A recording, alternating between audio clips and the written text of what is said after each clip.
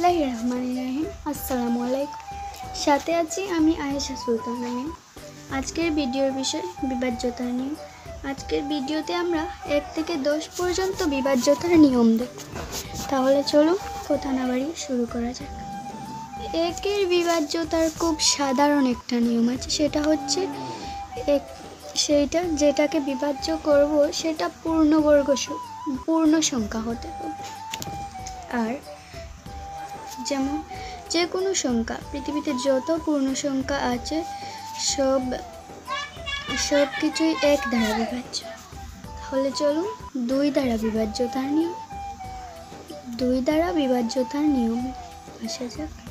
2 দ্বারা বিভাজ্যতার ক্ষেত্রে যে নিয়মটি আছে সেটি হচ্ছে, যে সংখ্যাটাকে বিভাজ্য করব সেটা এককের গড়ের সংখ্যা জোড় হতে হবে। যত বড় সংখ্যা হোক না কেন, যদি এককের গড়ের সংখ্যা জোড় সংখ্যা হয় তাহলে আমরা চোখ বুঝে বলতে পারবো যে সংখ্যাটা 2 দ্বারা বিভাজ্য। এই সংখ্যাটা সবার লাস্টে আছে 2, তার মানে এই সংখ্যাটা 2 দ্বারা বিভাজ্য। যেহেতু এটার লাস্টে 2 আছে, এককের গড়ে 2 আছে, মানে জোড় সংখ্যা আছে। এখন চলুন 3 দ্বারা বিভাজ্যতার নিয়ম। 3 দ্বারা বিভাজ্যতার নিয়ম হচ্ছে, যদি ধরুন আমরা এই সংখ্যাটিকে 3 দ্বারা বিভাজ্য করব। 3 দ্বারা বিভাজ্য করব, বিভাজ্য কিনা যাচাই করব।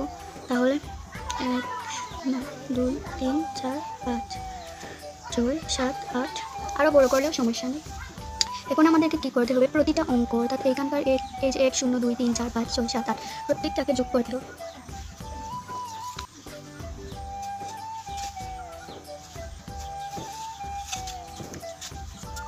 এক আর 2, 3, 3, 6, 6, 8, 10, 10, 5, 15, 15, 8, 21, 21, 8, 7, 28, 28, 8, 34, তাহলে 34। এখন এইটাকে আমরা ভাগ করে দেখব, এই দুটাকে আবার যোগ করব। 3 যোগ 6 সমান কত? 9। এখন এটা হচ্ছে সবচেয়ে ক্ষুদ্র সংখ্যা, কারণ এখান থেকে পাওয়া সবচেয়ে ক্ষুদ্র সংখ্যা। এখন এইটা যদি 3 দ্বারা বিভাজ্য করি তাহলে আমরা বুঝতে পারবো এই পুরো সংখ্যাটা 3 দ্বারা বিভাজ্য। 9 কি 3 দ্বারা বিভাজ্য? অবশ্যই 9 3 দ্বারা বিভাজ্য। 3 3 9, তার মানে এই সংখ্যাটাও 9 দ্বারা বিভাজ্য। এখন চলুন 4 দ্বারা বিভাজ্য। 4 দ্বারা বিভাজ্য কীভাবে যাচাই করতে হয়?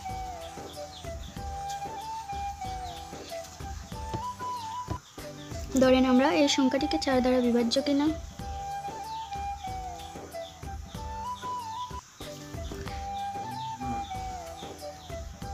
যাচাই করব। তাহলে আমরা যত বড়ই সংখ্যা হোক না কেন আরও বাড়াই। এই যে এত বড় একটা সংখ্যা, এই সংখ্যাটা 4 দ্বারা বিভাজ্য কিনা বুঝতে হলে আমরা এই দিকে নজর রাখবো, একক এবং দশকের গড়ের দিকে লক্ষ্য রাখবো। যদি এই দুইটা অঙ্ক নিয়ে গঠিত সংখ্যাটা 4 দ্বারা বিভাজ্য হয় তাহলে এই পুরো সংখ্যাটাই 4 দ্বারা বিভাজ্য। 34, এটা কি 4 দ্বারা বিভাজ্য? হ্যাঁ, এটা 4 দ্বারা বিভাজ্য। 4 9 34, তার মানে এই পুরো সংখ্যাটা 4 দ্বারা বিভাজ্য। এখন আসা যাক 5 দ্বারা বিভাজ্য কীভাবে যাচাই করতে হবে। 5 দ্বারা বিভাজ্যতা নিয়ম, বিভাজ্য কিনা সেটা কিভাবে যাচাই করব? আমরা সবাই জানি, যদি এটা খুবই সহজ, আমরা সবাই জানি যদি সেটার এককের গড়ে 5 বা 0 থাকে তাহলে সেটাই 5 দ্বারা বিভাজ্য। এটার এককের গড়ে 0 আছে, তার মানে আমরা চোখ বুঝে বলতে পারবো এটা 5 দ্বারা বিভাজ্য। এখন আরেকটা করে দেখি, তার মানে এটার এককের গড়ে 5 আছে, এটাও 5 দ্বারা বিভাজ্য। দ্বারা বিভাজ্যতার ক্ষেত্রে যেটা মনে রাখতে হবে, এককের গড়ের সংখ্যাটা অবশ্যই জোড় সংখ্যা হতে হবে এবং প্রত্যেকটা অঙ্কের যোগফলটা 3 দ্বারা বিভাজ্য হতে হবে। তাহলে এটার সকল অঙ্ককে আমরা যোগ করে দেখি।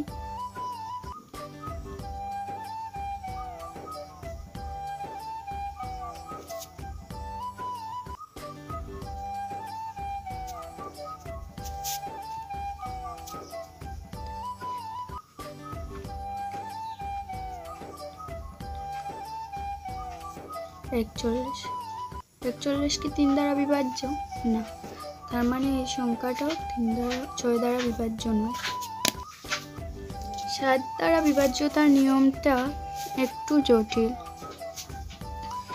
সেটা যাচাই করতে হলে একটা সংখ্যা লিখি। আচ্ছা, এই সংখ্যাটা কি 7 দ্বারা বিভাজ্য কিনা যাচাই করি।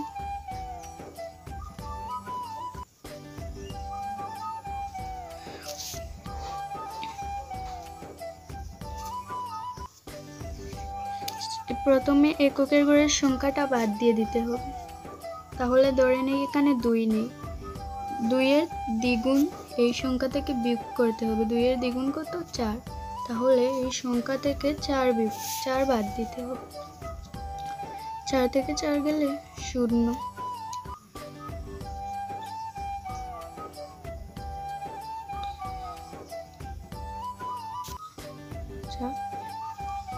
এখন এই সংখ্যাটা, এখন আমরা এটাকে আরো ছোট করব। 0 এর দ্বিগুণ কত? 0। তার মানে 0 থেকে 0 বাদ দিলে 0। এখন এইটাকে আমরা ভাগ করে দেখব, যদি নিঃশেষে বিভাজ্য হয় তাহলে সেটা 7 দ্বারা বিভাজ্য। এখন আমরা অন্য একটা করে দেখি।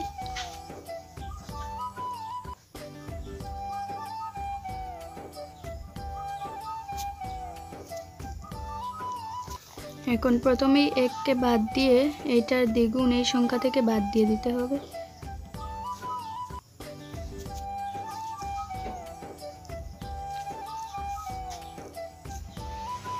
এখন এটাকে ভাগ করে দিতে হবে।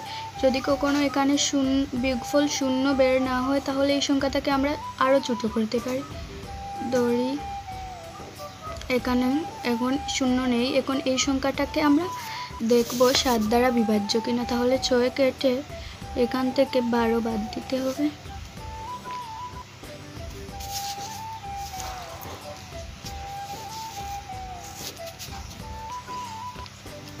চার থেকে 2 গেলে 2, 3 থেকে 1, 2, 8, 7, 5, 2।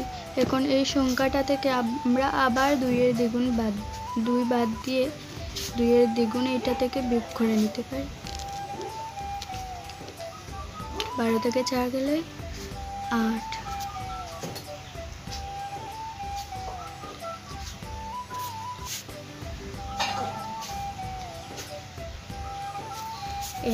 এইভাবে আমরা একেবারে ছোট করতে করতে সেটাকে ভাগ করে দেখব। সেটা যদি 7 দ্বারা বিভাজ্য হয় তাহলে পুরো সংখ্যাটাই 7 দ্বারা বিভাজ্য।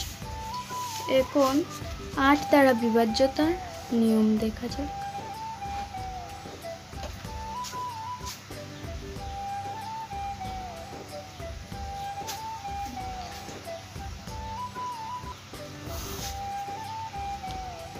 ধরুন আমরা এই সংখ্যাটা 8 দ্বারা বিভাজ্য কিনা যাচাই করব।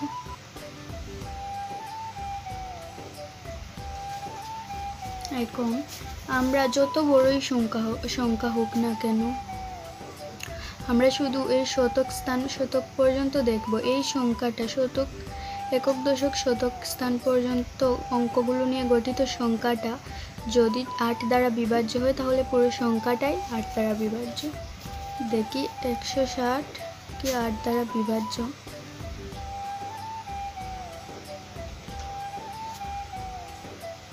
হ্যাঁ, 160 8 দ্বারা বিভাজ্য। তার মানে এই পুরো সংখ্যাটাই 8 দ্বারা বিভাজ্য। এর আগে যদি আরো কয়েকটি অঙ্ক থাকতো তাহলেও সেটা 8 দ্বারা বিভাজ্য। 9 দ্বারা বিভাজ্যতার ক্ষেত্রে, যাচাইয়ের ক্ষেত্রে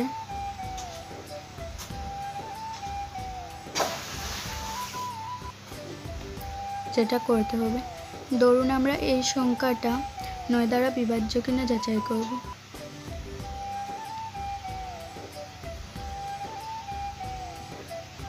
এখন এই সংখ্যাটার প্রত্যেকটি অঙ্ককে যোগ করে নিতে হবে।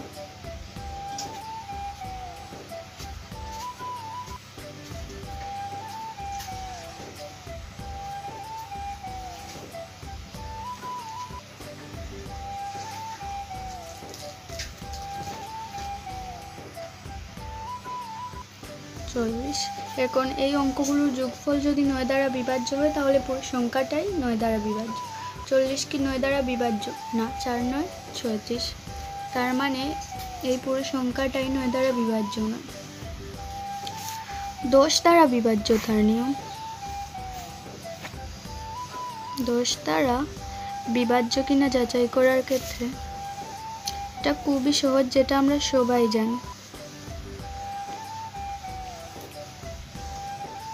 যত বড়ই সংখ্যা হোক না কেন,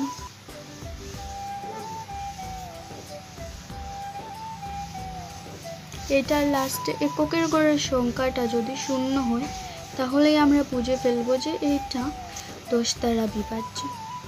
কিন্তু যদি শুধু একক থাকে, দশক থাকে না, তাহলে এই সংখ্যাটা কোনোভাবেই, যেমন 8, মানে দশক না থাকলে এই সংখ্যাটা কোনোভাবেই 10 দ্বারা বিভাজ্য নয়। আশা করি বুঝতে পেরেছো। সবাই ভালো থাকবেন, সুস্থ থাকবেন, মনোযোগ দিয়ে পড়াশোনা করবেন।